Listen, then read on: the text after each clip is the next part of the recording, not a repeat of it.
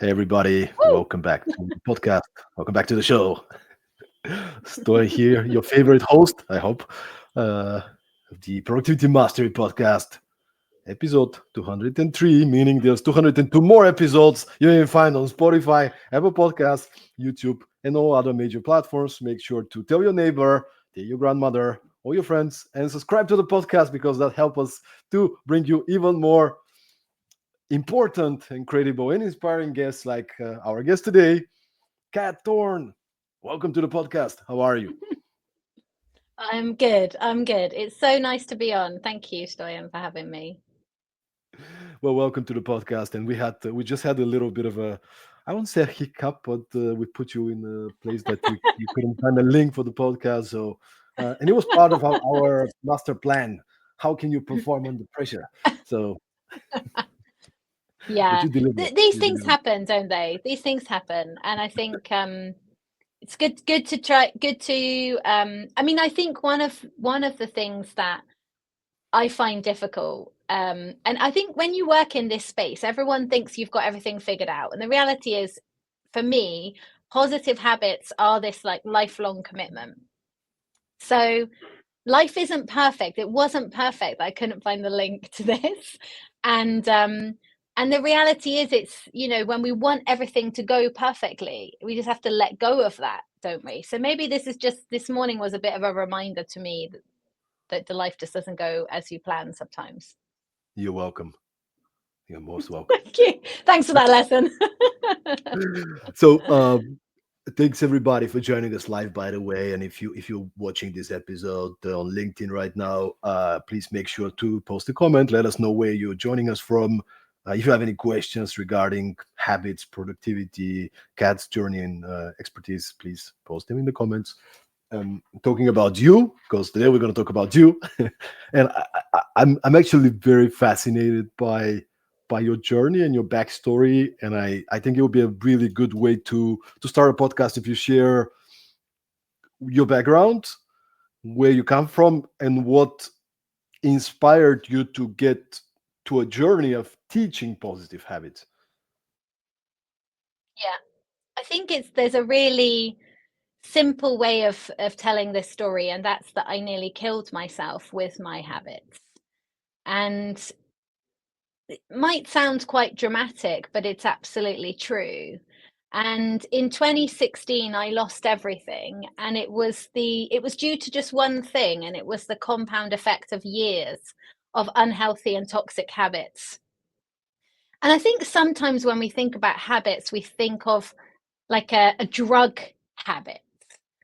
And we don't necessarily think of the tiny little choices that we're making every single day, whether that's linked to our phones or whether we choose to exercise or not, or how the things we consume, both in terms of media but also in terms of nutrition.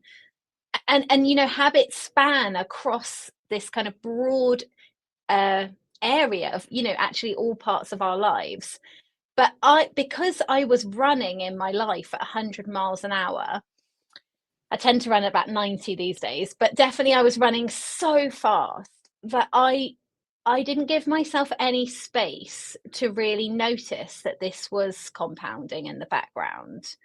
And it was devastating to lose everything that I loved and cared about, from everything from a career that I was building, that I was getting really good at and getting a lot of satisfaction from, to losing, my partner at the time, friends, family, my home, and nearly my whole life, actually my life, because I nearly had a heart attack. So I think the reason I'm so passionate about it now is because something nearly took everything away from me. I had to rebuild myself with one small positive habit at a time. And obviously at the time when that happened, I didn't expect to start, this mission that I was trying to save myself. I was trying to rebuild from the ground up.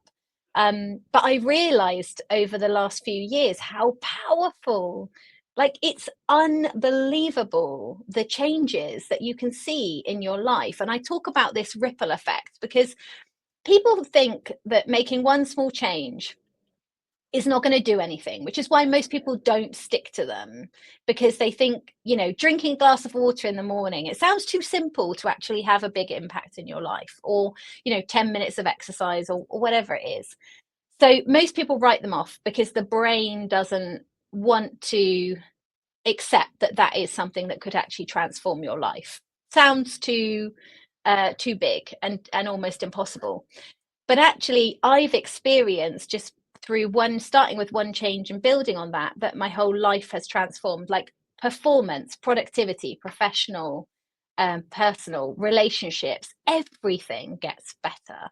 But I always say to people, Stoyan, don't believe me, because I wouldn't have believed me, to be honest. If I had been sitting listening to me in 2016 when people were telling me about the power of meditation and all these things, I was just ignored it. I just didn't pay any attention, because I didn't think it was something I needed to pay attention to, until all of that stuff nearly broke me. So what I would say to people is, don't believe me, but try it for yourself, because actually that's the best evidence, is when you start to experience all of the incredible things that are on the other side of making one small change.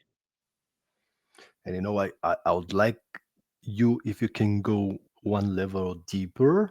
And I'm really happy that we started a podcast talking about the the more difficult part of the journey, because often we like to talk about success, success principles. This is what I achieved, and so on and so forth. But I think everybody, at the end of the day, is struggling with the same things. And I wonder if you can give us a bit of a, okay, that was the outcome. You started accumulating these different type of habits. You've been working 100%. The question is, if you can reflect backward, what was the reason of that? Like, can you find those reasons in your kind of, like, in your childhood, or in some kind of certain stories and narratives that you picked on the way? Why did you go to a place?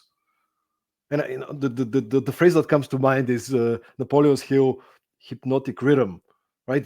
It's not like one thing, but it's like, one little habit, and second little habit, third little habit, like you get into this cycle, and at some Yeah. point you're in such a high speed. But what was the reasons? Where do you see this come from? So we're definitely going to be deep now, and I think it's so funny, because when I was at the peak of my career, so um the sort of second to last job I had before I started the Morning GameChanger, I was the global commercial director for a big ed tech company. And I had a very, very like cool job, but very high pressured, a lot of expectations on that role. And when you think about where did all of that come from, it comes from our childhoods. There's so much that's happening from when we are young, but I would never have, in that role and in my career, I would never have dreamed of telling somebody publicly that my mother died when I was 4 years old. But it's so relevant for so many reasons. And I learn again and again that when we're vulnerable, we connect with people. And one of the reasons why I'm being invited to speak on different stages in different countries, which is incredible, is because people are now in a place where we can recognize that what happens in our personal lives directly impacts our professional performance, and vice versa. Whereas I grew up in an era where it was literally, people would say to you, leave your personal problems at the door. So you kind of come into the metaphorical door of the office, if you like, and you do not talk about your personal life. And I even remember running so fast as a manager myself. And if somebody would ask like what I did at the weekend, I would be like, why are we talking about that? Like, we have KPIs to hit, you know? Whereas obviously, this is all part of life and learning, that you realize it's so important for us to be able to connect as human beings. We work much better when we build stronger relationships. And how do you build strong relationships with people you work with? Well, you kind of have to tell them some stuff. I mean, that's how it works. But it definitely comes back to the childhood. So I lost my mum at a young age. I had a brother and a sister, and my dad, and I think a lot of the societal messages that I received when I was young was like, work hard, and at the end of the working hard is the rainbow with all the pots of gold. And I almost sort of robotically went through my life with a list of things. So, it was like, study at school, be the first person to go to university, do really well, get a really good job, meet a really great guy, like make sure he is ticking all of his boxes, and then get married and buy a house and have a family and live happily ever after. And I think it's just such a false way of living. And even now at 42 years old, I feel like I'm still challenging so many societal beliefs about the way that I want to live my life, or even the way that I'm living my life. Like, it doesn't fit. And having sort of gone through quite a lot of difficult personal situations in the last few years, I've realized that fear is holding us back so much, and fear is so closely related to beliefs and habits. And when you and I think when you are able to recognize your thoughts and actually take control of them, you can open up this incredible world of performance for yourself. Thank you so much for sharing this, Kat, and openly sharing all these things. What I'm hearing is you've picked all these beliefs and narratives, and it's not that they're wrong or bad, but you never questioned, are these my own beliefs and narratives, or is it something Yeah. that I pick on the way and I feel like it's the right thing to do, so I go and do it? And I'm also wondering, who are you trying to prove? Did you try to subconsciously, compensate, or was that some kind of a, if I achieve this, then I'll be good enough? Like, how would you see it? I think, I mean, look, imagine a father raising three children on his own. Like, it's in the 80s, it was very, very difficult. And there were moments where I think we could have gone into care, because my dad struggled so much to be the breadwinner and raise three young children. So I think there was definitely a subconscious element of wanting to make him proud and achieve the things that he thought I should be doing. I mean, I I look back now and I just think how crazy it is that we live so much of our lives to try to please other people, or to try to meet these societal expectations while sacrificing our own kind of potential or happiness. Like, I can think of a really good friend of mine who got this incredible opportunity to work for a big tech company, and we were in our 20s, and she also got an opportunity to work in the local bank, and she kind of presented these two options to her parents, and they said to her, go for the safe option. Like, you can't go wrong with a bank. And look what's happened to banking. Like, in England, pretty much all of our banks have either shut or are shutting their doors. And she's actually now, she was there, I think, for about, I don't know, 15 years. And then she got made redundant, and now she's got working in a completely different industry. But it's interesting, isn't it? Because she was excited to go for the other opportunity, the one that was going to take her on a completely different path. But through her parents' guidance, she chose the very safe option. And I believe that she never tapped into her potential. And that's a real shame.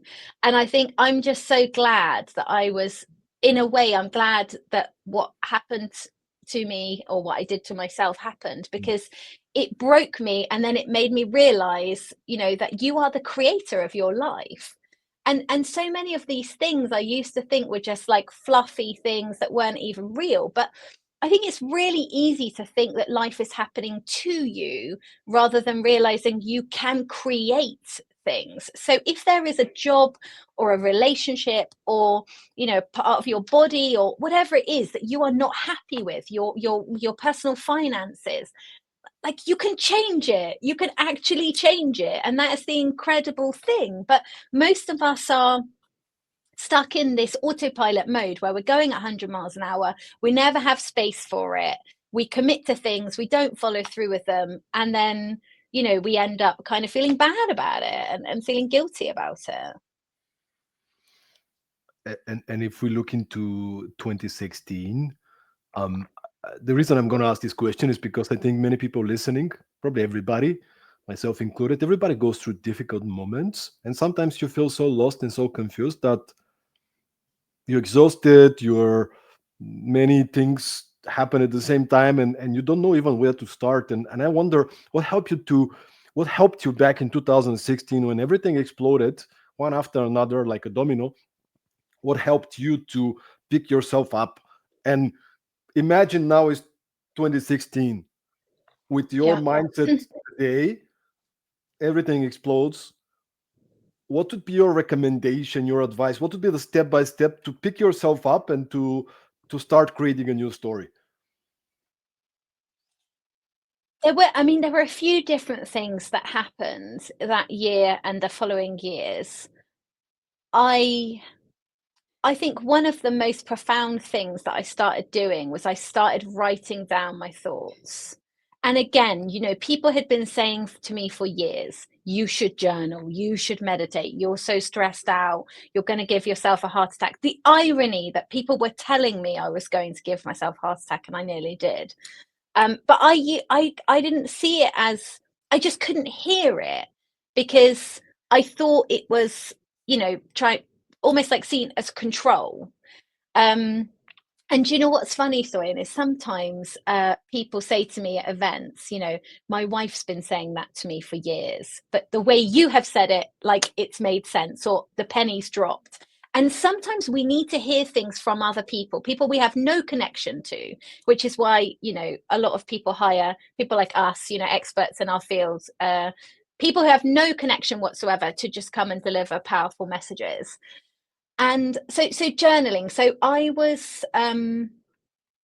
just couldn't figure out what had happened. And I couldn't make any sense of it. Like, why had this happened? Who was to blame? Because at that point I was still blaming everyone else. And I literally I remember getting a blank notebook, and just before because I used to go on my phone within, you know, nanosecond of opening my eyes. So that was my morning routine, was snoozing, phone, and then coffee or some kind of caffeine. And that was the first thing. One of the first things I started doing was just every day I just made a little bit of time, and it depended. I didn't have like a very solid routine at the time because everything was everywhere. So sometimes it's in the evening, sometimes it's in the middle of the day. But when I felt like my brain was just getting too much, I just used to write it down. And I think that doing that for several years it was like a healing process because it was starting to make sense of everything that happened.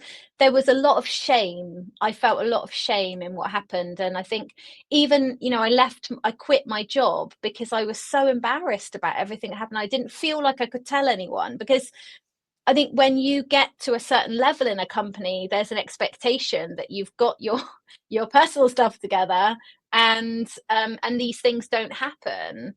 And I think it's still happening today. People are quietly quitting without being really honest about what's going on. So, and I think there's a fear of judgment because it's like we've got to these positions, but then we're weak for allowing ourselves to get burnt out or getting divorced or whatever the situation is. So yeah, so that now to this day is one of the most powerful things you can do, because we get thousands of thoughts every day and they run around like little you know, I don't even know how to, I mean, little chimps, you know, little witches, however you want to describe it. But they're not really us. They are just thoughts, you know, and they can be so loud and so dominating, and they are literally shaping your experience of life if you let them. Thank you, Kat, for being again so thoughtful, so honest, like sharing all these things. Because I think many people listening, you're helping many people right now listening who maybe are struggling with something, maybe afraid to share the piece of about guilt and shame. It's coming to everybody. Like, how could I be such an idiot? Da, da, da, da, da. And it breaks you. It makes you go in this mental cycle, downward cycle, more and more and more, and that's not really helpful. But today we talk about habits, and I wonder if you can maybe start with sharing some of those habits, positive habits that you managed to acquire that are part of your day to day now. Yeah. So one of the first ones was reading. And I think because, like I said just now, when I used to wake up, and by the way, they did a study on this. They asked 300,000 people to tell the truth, and they found that 80% of people are checking their phones within 15 minutes of opening their eyes. And most people listening to this will agree with this quietly, publicly, privately. But the reality is that most people are using them as their alarm clocks. Therefore, they happen to be right next to our heads.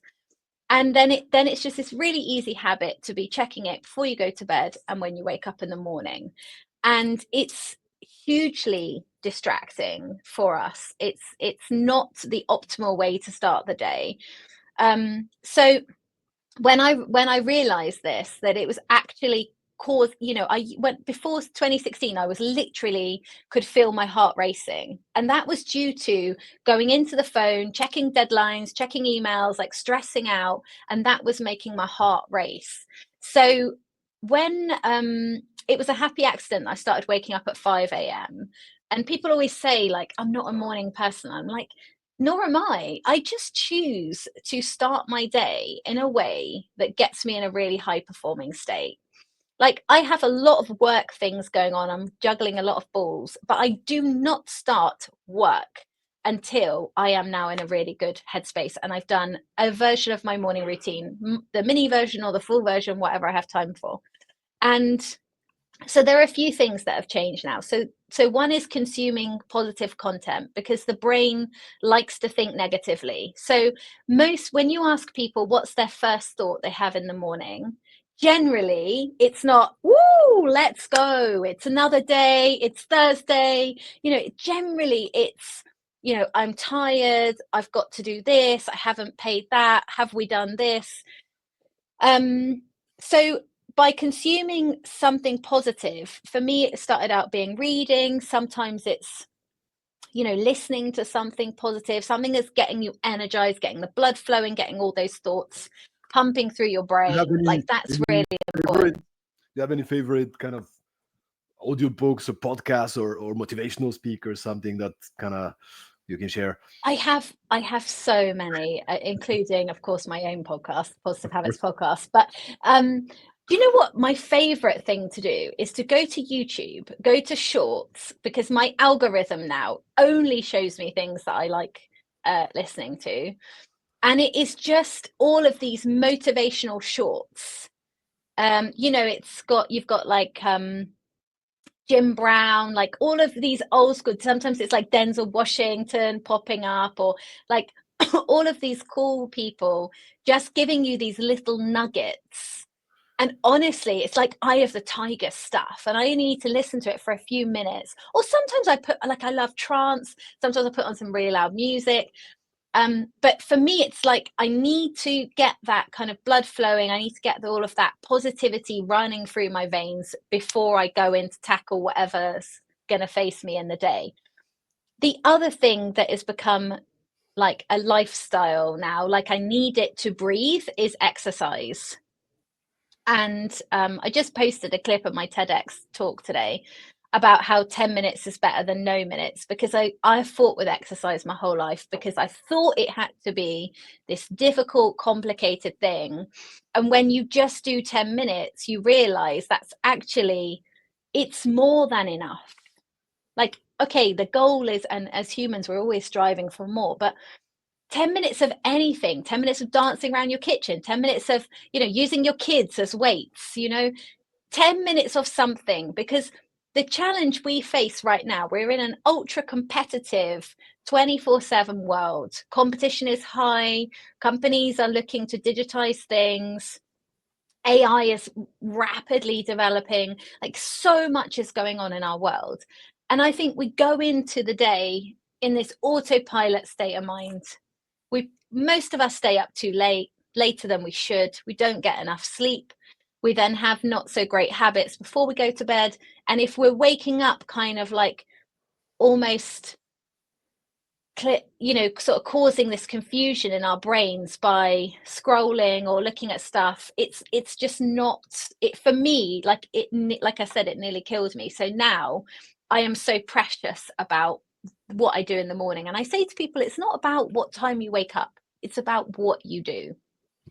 So there are loads of things that I do now, and some of them I'm consistent, a lot of them I'm consistent with, some I pick up and put down, as and when I need them. But there are like some core things now that have become almost like part of my DNA. I once read a book called The Compound Effect by Darren Hardy. Mm, It's a great book. great Um, book.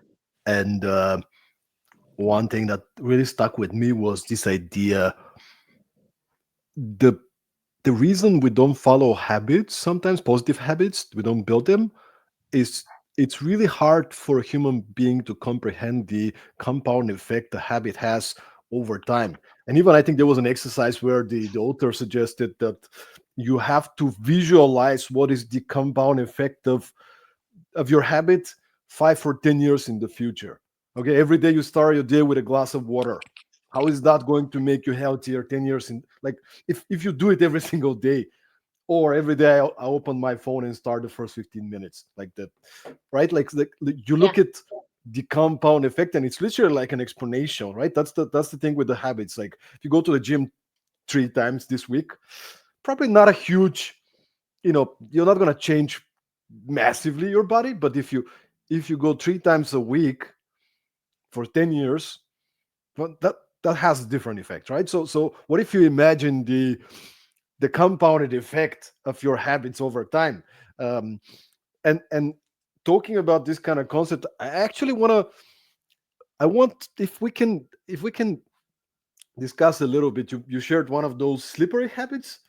I don't know if that's a word, slippery habits, but slippery, I mean, it's so easy it's so easy to not even understand that they have a negative impact on your life. Like, you wake up and you look at your phone, and then you see the bad news, and it's nothing for this morning, but if you see this over time, it actually has a really damaging effect, but you can't really see it because it's so little. So yeah. can you give us some more of those kind of slippery habits that we can really see what's this damaging compound effect of? I think there's two sort of answers to that, because this is the secret that we all want the answer to, which is, how do you actually stick to these things? So one of the questions I ask in my keynote, once I've invited everyone to commit to making a change. So let's say your change is, I'm not going to look at my phone first thing in the morning, and I'm actually going to do 10 minutes of exercise, because that's a brilliant swap. And actually, one of the good things, if you read like Atomic Habits, like James Clear's stuff, is actually replacing a positive one for a negative one, because you've already got a gap in your diary. So with it, whether it's official or not, you're already spending the first 5-10 minutes on your phone. So you might as well swap that for something better. So I think the first thing is about asking yourself, before you even start to try to do this, what's the impact going to be? So if I ask you, how do you think, let's talk about your current situation. So if you're looking at your phone for the first 10 minutes of the day, how do you think it's impacting your day? Like, how do you think it's shaping Hmm, your day? What kind of are the potential what's the negative impact right. potentially of that? Probably my mood. I'm Mm, I'm going to program myself. I'll be more concerned, worrying a little bit more. That means when I join meetings, I'm not going to be in such a positive mood, and that might lead to missed business opportunities. Affecting my team negatively if I'm not in good mood. yeah. My mental well-being, my the overall level of joy and happiness that you have, if that affects your mood. So these are some of the daily consequences I can see. Yeah, definitely. I actually wrote a stat. I just want to bring it up quickly so I can Okay. share it, because I wrote a stat this morning that said, yeah, so a 2020 study found that employees who exercised in the morning reported a 27% improvement in focus and task completion compared to those who looked at their phone first thing. So you've already said loads of reasons why it's probably not the optimal thing to do. So if you replaced it with a 10-minute run, let's say, how do you think that would then shape your day? Yeah, I mean, the opposite of many of the things that I just said, right? Like your mood is improving. You have this sense of completion early on, which is really giving you this Yeah. momentum. Um, you get the blood flowing. There's so many researches that show movement is positively correlated with increased creativity and problem solving. So again, you enter a meeting, you'll be sharper, you worry less, you'll be more in a more positive mental state, which affects your results, which affects your mood, which affects your overall well-being. 10 minutes. So yeah, exactly. So there are two parts to this. One is identifying what's on the other side. So what's the impact going to be? What's the benefit? And I think it's easier to start with a habit where the reward, the benefit is more tangible, much faster. So you could drink water every morning for a few days. It might take you a while for you to actually start to feel the benefits of it. Or you could, like you say, you can lift weights for 10 minutes. And it's, for me, of course, that is going to have a huge impact over time. But for me, running or even walking are these kind of very quick wins, because there's no way you're going to go out for a run for 10 minutes in the fresh air and not feel better for it. Like you will. So the first thing is about almost walking, like he said, visualizing what's on the other side.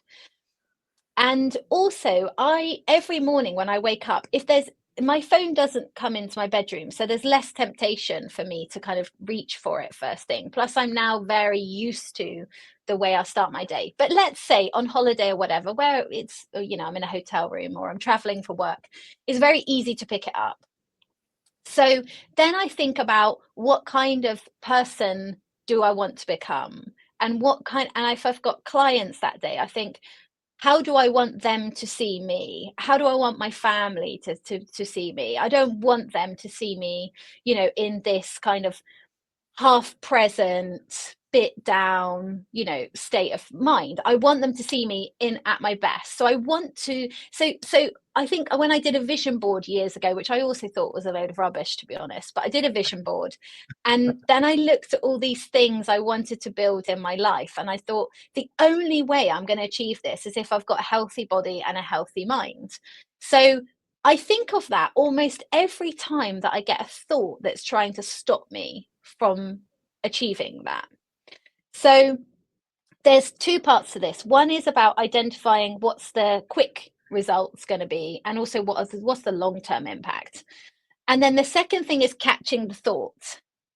So that's why you need to read the Chimp Paradox, whoever's listening to this, if you haven't already, because it talks about how to manage those thoughts. Because, like, even though we've had this conversation, if you wake up tomorrow and you grab your phone and you're about to look at it, and you get a thought like, oh God, I had this whole conversation with Kat yesterday about this. I know that this is actually not going to give me the best day ahead if I start it like this. And it's about noticing that thought and being able to override it. And they are I think, the two real answers to how we stick to positive habits. I love it. I love the fact that you are saying try to imagine the vision. One of the core messages from this podcast, Productivity Mastery, is that you always want to start with the end in mind. Like, what is the vision for, business wise, personally? Where do you see yourself? And then habits is more like your vehicle to get there. It's not the end result. The Yes. habits are your goal to, it's the engine, it's the gas that will get you to the place you want to go. So it's like, where do I see myself? And it's a perfect timing, by the way. We're recording this podcast. What is it? The 19th of December. So now is a good time to say, you know what? Now I have a little bit more time Yeah. around the holidays, and I can set the intention for next year. And it's not just let's set a big list of habits and then on January 5th everything is gone. I think one thing that I learned, and you can for sure give me some feedback or elaborate on that. But one thing I realized for myself, if I need to make things simple and easy, a lot of the people listening to this podcast, these are very ambitious professionals, either working for a company or entrepreneurs, but very ambitious professionals, busy people, right? They want to go places, they're ambitious.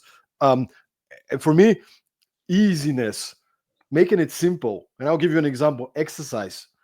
I've never been consistent with exercise. Actually, that's not true. I would I would practice football 5 times a week when I was in college. Why? Because I love it. Because it's a game. It's fun. I love it. I do it with other people. But if I have to go 5 times to the gym by myself, no way. I tried. I do it for a week and two, and then it goes away because I'm busy and I always find an excuse. But if I make it simple and easy, in what do I do currently? Well, I still play football. I found a group. So when I go there, it's fun. I can't wait. It's Yeah. competition, game. I play squash. I just came from squash. A buddy of mine. He was in the podcast. He's a business guy. We play squash. At the breaks, we talk about business. So it's perfect. Nice. Um, when I go to the gym, I got a personal trainer. I'm not so consistent, but I'll call her. Hey, I'm coming. So now she's waiting for me. I need to go. And then again, I don't have to think I'm trying to make it simple and easy. Same thing with I when I read, Kat, that's one of my things. When I read, Hmm. even for 15 minutes, it's crazy how little time in reading is making my whole day different. But if I don't say, that's maybe how my brain works, but it's like I need to write down um, a list of things. It's kind of like a checklist. It's easier for me follow three if I say from all these 50 different ideas for habits I can build, I want to start reading for 15 minutes a day, do 10-minute meditation, walk for 15 minutes.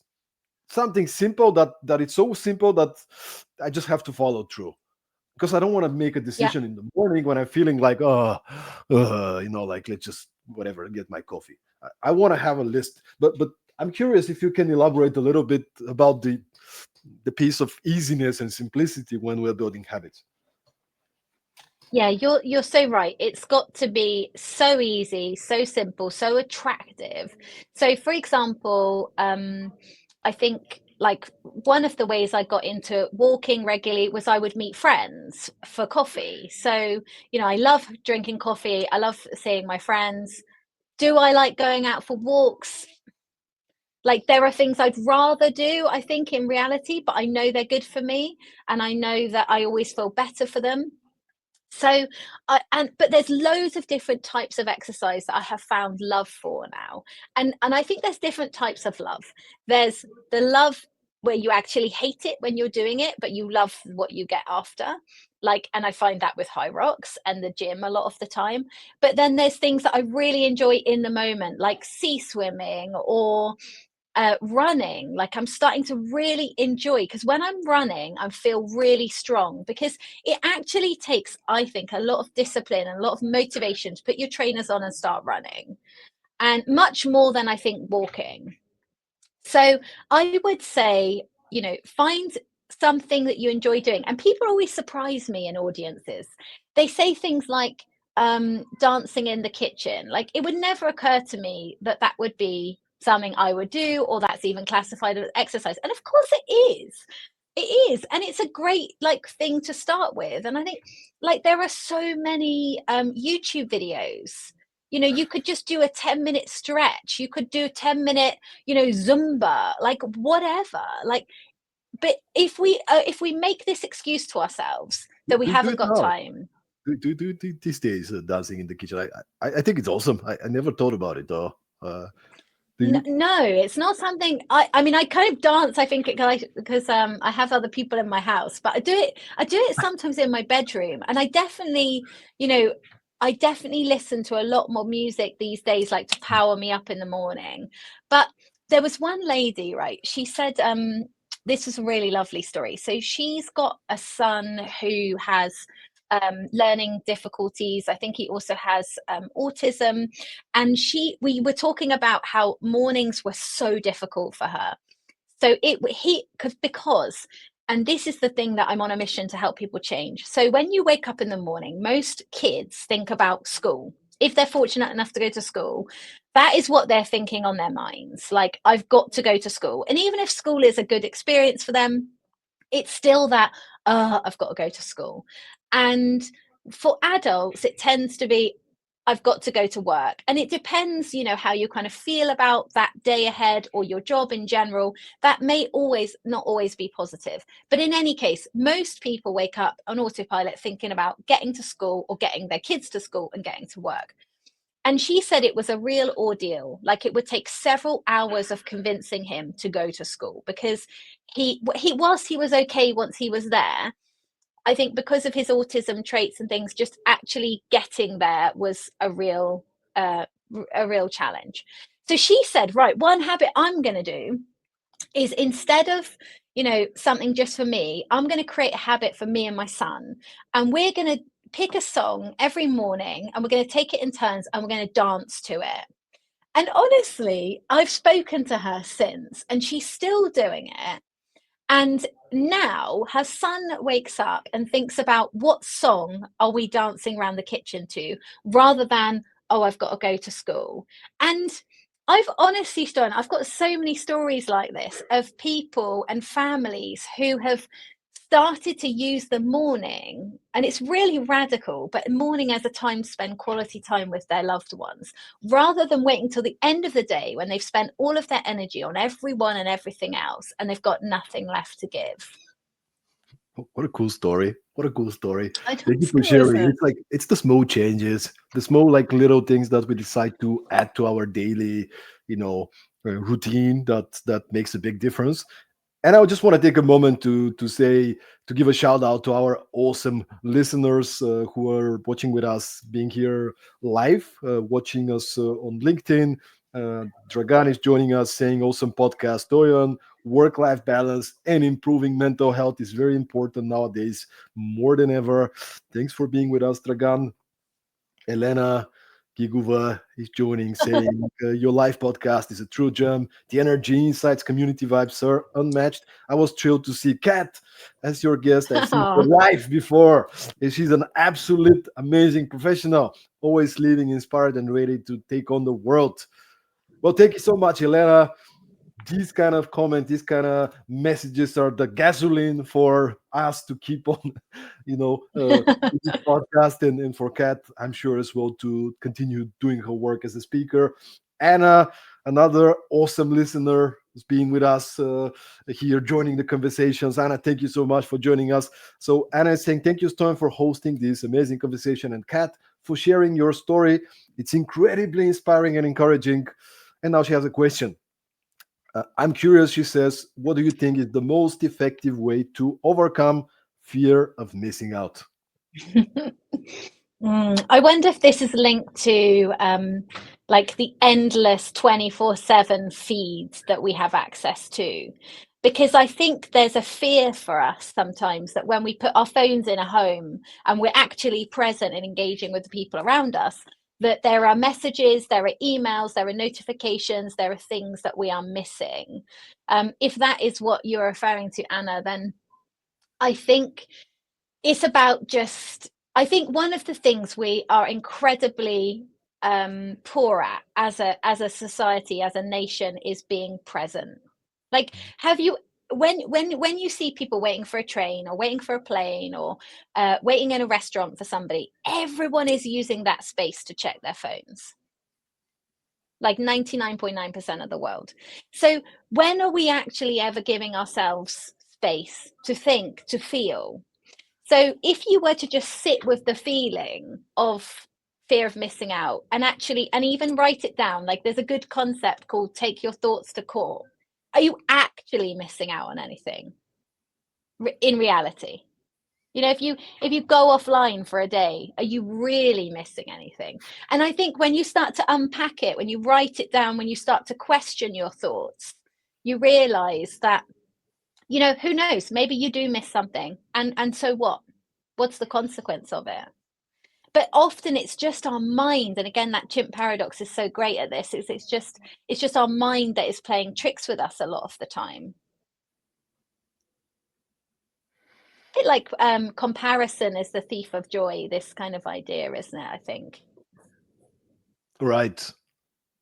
And I think what you're saying is, in a way, you help yourself to get back to the more rational and logical side of your brain, Yeah.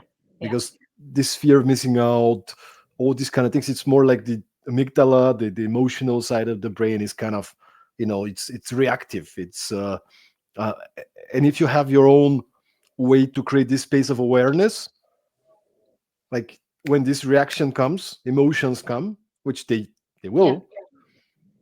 The more underslept and not in a good place you are, the more these emotions will come, because they're trying to save you. They're trying Totally. to make you survive and everything. But the more you can get back and say, why am I doing this? Where is it coming from? Is that really Yes. going to have a big Yeah. impact? What would be Yeah. rationally the best way to address this situation? What's good for me in the long term? Yeah, absolutely. And I think sometimes if you get this fear of missing out, and I think this applies to a lot of these situations, it might be that it's prompting you to look at your life. Like maybe, I don't know if Anna can relate to this, but maybe, you know, if it's fear of missing out, like as in she's seeing some people doing a lot of fun things and she feels like she's working all the time or whatever, like maybe it's to do actually maybe make a bit more time for herself or to do more fun stuff. Sometimes I think this is just about listening to why do we react like this, because I think people in situations are like mirrors sometimes for us. They provoke us to actually think, well, why did I react like that? What made, and also to ask, why do other people react like that, and come at it from another point of view. But it's definitely interesting, and I think I it comes back to that whole perfectionism trap, doesn't it? You know, how do you kind of get through this idea that you can't be everything to everyone all the time, and at some point you have to say, I can't do any more today, and it will all wait tomorrow. How do you make peace with that?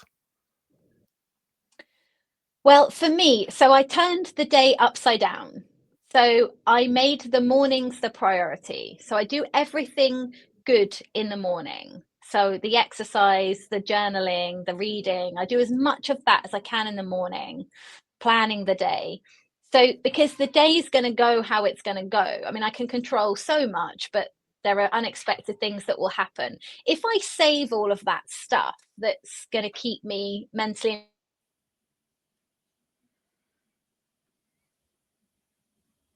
so I think one thing is doing it as early as possible. And then you almost use it as like a trampoline, because it gives you this extra energy. It gives you this resilience. It gives you this clarity for the day. But also, I think I have now quite good habits throughout the day and at the end of the day. And as long as you're in control of like what your tasks, so if you've got some good systems, which I'm sure you've got, like you've given people hundreds of ideas on this, but if you've got good systems in place for like what I need to do tomorrow, if you use different tools like Trello or calendars or apps or whatever, I think part of this is just not, is we can't get everything done in a day. So it's being realistic about what you can get done. And you know, there's a lot of research that if we make a short plan of what we need to do for the day and do the hardest thing first, it can increase our productivity by 25%. So most people don't write things down. They don't have things organized, which allows, again, just the stress and everything to run around in the mind. Whereas I don't generally leave the day without knowing what needs to be done tomorrow and ideally for the rest of the week. That way, when I'm off work and I'm relaxing and I'm with people I care about, I'm actually there. I'm not still at work. We have a comment by Marshall. Uh, Great to having you as well. So she's saying these stories remind me so much of Atomic Habits, how the small daily choices we make, our atomic habits, can compound into the changing outcomes. It's fascinating how these seemingly insignificant actions create such a powerful ripple effect over time. Yes, so true. It's so true. And that goes for positive and negative, right? So if you find yourself as a couple and you get home after work and you're both watching TV and you're both on your phones, like what's the ripple effect of doing that for a month, 6 months, a year, 10 years? Like, are you going to turn around at some point and go, who are you? Like, we have nothing in common because we haven't actually connected with each other for a long time. And in the same way, if you start exercising for 10 minutes a day, you start to need to drink more water, you start to eat better, you start to feel better, you start to do better at work, you'll start to be nicer to your family. Like, it is this huge ripple effect. But I think because it's so hard to see, it's so easy for our brain just to write it off and go, no, that's not going to do anything. For sure. By the way, Elena is having a comment in that direction as well. She mentioned previously that she's seen you speaking live. Now she's commenting, Kat Thorne, your idea of dedicating your best time and energy to others, like giving your maximum effort, good mood, best performance, and focus to work while coming home drained and irritable, leaving our closest ones with the leftovers. That idea seriously shifted my perspective on priorities and life.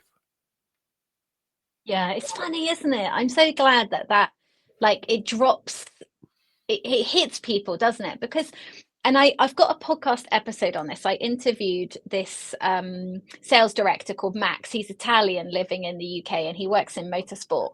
And he had this kind of wake up call moment after we worked together with his company where he realized this very thing that Elena is talking about, where he was, great guy, loads of energy with everyone else, and then when he got home it was like there wasn't really much left on the table for his beloved wife and his daughters. And when we talked about snoozing and things, he was kind of losing this window in the morning. And like I said earlier, Stoyan, it's like it's radical to think that people are spending quality time in the morning when they should be sleeping. But why is it so radical? Just because we've all done that our whole lives.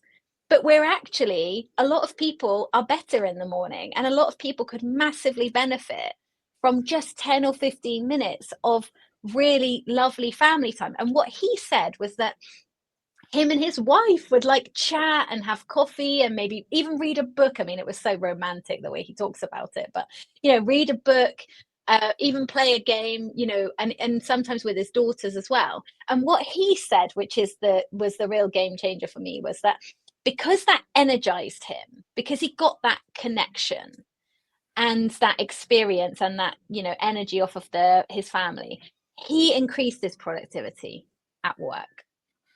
Of But course. how do you possibly like tell one of your team, hey, I think you should start, stop snoozing, wake up a few minutes earlier, spend some quality time with your family? Like, for most people, this is just like too out there. No, for But sure. it's Sure. incredible. It is. And I know there's many different ways you can approach it, and it's also building habits. I find like it's also a little bit personality based. So you got to know who you are and how can you make habits stick.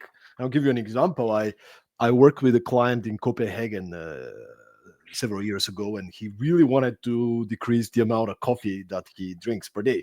Because I mean, many entrepreneurs, many ambitious professionals can probably resonate. He was drinking 5, 6, 7 cups of coffee a day. Then he goes home, he can sleep well. Then he comes to work. he needs to drink more coffee, right? It gets into this really bad cycle. So um and I gave him this little challenge and said, okay, how important is that to you? And he's like, very important. Okay, cool. So let's set some we made it like a game. Basically, he had to say what are the consequences if he drinks more than 2 cups of coffee. How is he going to punish himself? And what he came up with was, I'm going to have to buy lunch for the whole team of 30 people, expensive lunch in Copenhagen, every Yeah. time I drink more than 2 cups of coffee. And then he made a spreadsheet. We can also do a bullet journal or something, right? But he had a spreadsheet, and he every day he managed to complete it. He will color it with green and get a little dose of dopamine, right? I did it. so so we've been working with him with many different topics. That was one of them. So I forgot we even talk about it. But like 6 months later, he's like, hey Stoyan, I want to show you something. This is my spreadsheet. Like 6 months in a row it was green. Like he didn't ever so that little consequence that he said really helped him. For some other people, it's the Mm, carrot. Every time I go for a run, I'm gonna buy a green smoothie. I mean, again, you have to know yourself. I wonder what are your thoughts on that? How can we make habits stick? I gotta say, those type of little games, gamification, it works mm. for me. Maybe that's my profile, but I wonder what do we do to make habits stick? Yeah, I think you're right. And I think all of this is personal, where I've never kind of given people like a blueprint, like this is it. This is the pack. This is going to solve your life, It doesn't work like that. Even my book that I'm writing at the moment, it's everything is kind of based on, even my talks, everything. I'm taking you on your journey, because there's not one size fits all for this. I think you're right. I think thinking about the reward and the impact of it is, for me, because all it is with behavior change is your thoughts. Really, when you strip it all down, it's your thoughts. And your thoughts are created by your beliefs. And for me, I think nearly having a heart attack made me realize, it made me see my body in a completely different way. And also seeing how, so if you see those photographs on cigarette packets, I don't know if you have this in Bulgaria, but do you have the really disgusting pictures on? Yeah. Yes. So you can almost visualize what that, like, nicotine and the tar is doing to your lungs, because now we can see a visual representation of it. And I think when you look at, if you imagine two brains, one that's being filled with TikTok stuff that isn't like positive stuff, news, email, stress, like that brain to me looks foggy, it looks dark. And then if you think of a brain that's being loaded with positive information regularly, how does that look for you? It might be pink or yellow or green or multicolored or flashing, and everyone's going to have a different interpretation of that. And if you think about the physical body as well, like if you were to just eat junk food constantly, like think about how it looks and feels. And for me, these are like the body and the brain. When I don't want to do things, which to be honest is most days, I get the thoughts of, I don't want to do all the things that I know are good for me, because that's how the brain defaults. I override it with these thoughts of, but what's on my vision board? What do I want my life to look like? How do I want to have what kind of day do I want to have? And it's always enough then. And then I'm already up and doing it. So I think don't underestimate the power of just noticing your thoughts, coupled with, all the research that says, the more reward linked you make your habits, the better. So if you want to go on, you really want to watch a new series on Netflix, then go on the treadmill and watch it for 10 minutes. Things like that. Or, for one of the things I do is I don't allow myself my morning coffee until I've done my routine and got my kind of priority list out the way. And I love my morning coffee, but I've kind of, you Beautiful. almost like I love it. trick yourself into, No, but you that's trick really good. yourself That's into really it. good. Yeah. I love And it. it's like I said, it's different for everyone, but you've got to find your thing. And I think, Stone, like I've shared two things on this episode today, about losing my mum when I was 4 and then nearly losing my own life and everything else. And I think life is too short. Like, and when I ask people how well are they looking after themselves, like what's their experience of life, like life is too precious for average. Like, who wants to wake up every day and feel like stressed and tired and like everything's average? Like, my relationship's okay, my job's okay, my health's okay. Like, aren't we here for more than okay? Don't we deserve to have more energy, to have better experiences, to sleep better, to feel better? And I think we do. And I think the only thing that's stopping us is us. That's true. That's true. Kat, we were getting close to the end of the episode, and I want to wrap up with a two-part question. So, Okay. so uh, many people now listening, connecting to your story, resonating with you. So the first part of the question would be, can you maybe give us a bit of an idea about what you do these days? How can you support people? Like I know you do keynotes, you have a podcast, but just paint us the picture. How can you support and serve the audience, the people here? And then the second part to it is if you can wrap up with your final message to the audience, to all these people. Maybe some of them struggling to build positive habits, but now it's the end of December. So Yeah. where are you? How can you support people? And then your final message to the audience. So officially I'm an international keynote speaker and positive habits teacher. So I work with teams, leadership teams, individuals all around the world now. So I deliver high impact interactive keynotes, and I also deliver programs. And I've recently launched my own podcast, as I said, the Positive Habits Podcast. I also launched a community called the Positive Habits Club, which you can join for free. And I would really encourage people to join it because we are really ramping up in 2025, and we're going to be running a lot of accountability challenges, because that is the thing that often stops people from even starting, or definitely from sticking to habits. And I've got a How lot can of people plans join? for How can people 2025. join? How, Should we just put the link? yeah, We can just give people the link. you'll be link in the comments and Yeah, in the comments in the let's put the podcast. link. If you listen to the podcast. Yeah. It's on a really cool platform called School. It's a community platform where you can learn from other people as well. So that's why we wanted to put it there. There are lots of exciting things coming in 2025. I think I've realized that I can't help everybody with their habits in person or online as much as I'd love to. So we're building out a digital journey, which will be available in 2025. So I'll be sharing more on that. And then I guess my final bit of advice is, especially at this time of year, so new year, everyone makes New Year's resolutions, but unfortunately most of them fail. So what I would encourage people to do, if you've identified an area of your life that you are not happy with, and I'm sure for most people there's at least one area that it's not as we would like it to be, then I would focus on one thing, just one. It's really tempting to start 2, 3, 5, trying to wake up 3 hours earlier. Like, just forget it. Like, we do not like change as human beings. So let's make it as easy as possible, because what happens when you just focus on one thing is you can stick to it, and then you get the confidence and the knowledge to then create the next thing. So I would say to people, choose something really simple.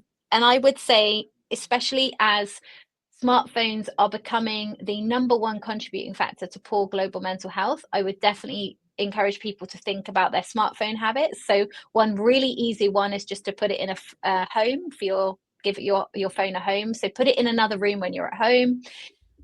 Setting a time to wake up and go to sleep every day is another brilliant one for your mental health. And just doing 10 minutes of exercise in your home with your kids, walk, run, whatever. There are just some ideas. And I would just honestly choose one and start it as soon as you can. You don't have to wait for January, but if you want to, then, go for it.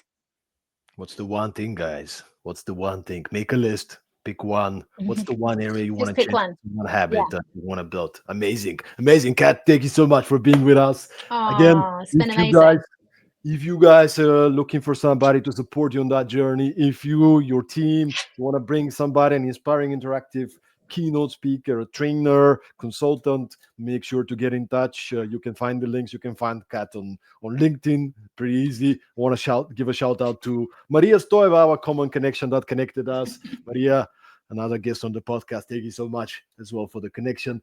And to everybody who's being with us today. Tomorrow we have a new episode as well, so make sure to tune in. We have a founder of a unicorn company, a Chinese lady that managed to raise 650 million, a little bit of a money, right, to build her company and to transform an industry. So tomorrow you're gonna go live with her. Friday evening, get your glass of wine and join us as well. Thank you for being with us. If you enjoyed this episode, make sure to give to share it with a friend, somebody would enjoy that. And if you like it a lot, also subscribe to the podcast Productivity Mastery. We are everywhere: Apple Podcasts, Spotify, YouTube. The more people subscribe, the more leverage we have to be able to bring you amazing people like Kat on the podcast. So thanks once again. Have happy holidays and see you again soon, very soon. Ciao, ciao. Thank you. Bye.